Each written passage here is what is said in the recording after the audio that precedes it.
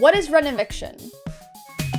Not renovation, not eviction, renoviction. The word renoviction is surprisingly self-explanatory. It's when a landlord evicts a tenant to perform major renovations on a rental unit, with the emphasis on major, because to qualify, the renovations must be so extensive that they require a building permit. Now you might be thinking, is that even legal? Well, it depends on where you live, as the laws change from province to province. But to perform a renoviction in Ontario, the province that I'm in, provincial law says that landlords must give their tenants an N13 notice 120 days, about 4 months, in advance of said renovations, telling them they need to move out by a certain day. However, under the same provincial law, tenants are allowed to stay until they receive a legal order from the Landlord-Tenant Board. The tenant being renovicted also has the right to first refusal, which means they have first dibs to lease the unit again at the same price once the renovations are complete, if the tenant wants to move in again after renos. The landlord is required to give them an amount of money equal to 1 to 3 months rent, depending on the number of units in the complex, or rent for however long the renovations take, whichever is less. However, if the tenant doesn't want to come back after renos, the landlord has to compensate them the equivalent of 1 to 3 months rent, again depending how many units are in the complex, or offer them a different unit that the tenant is okay to live in. Now, we all want to believe that landlords are well-intentioned when giving renoviction notices and are really just fixing the unit, and that's definitely true for some. But according to the City of Toronto, there's been a trend of landlords serving renoviction notices to their renters to get them to leave so they can take advantage of the inflated rental market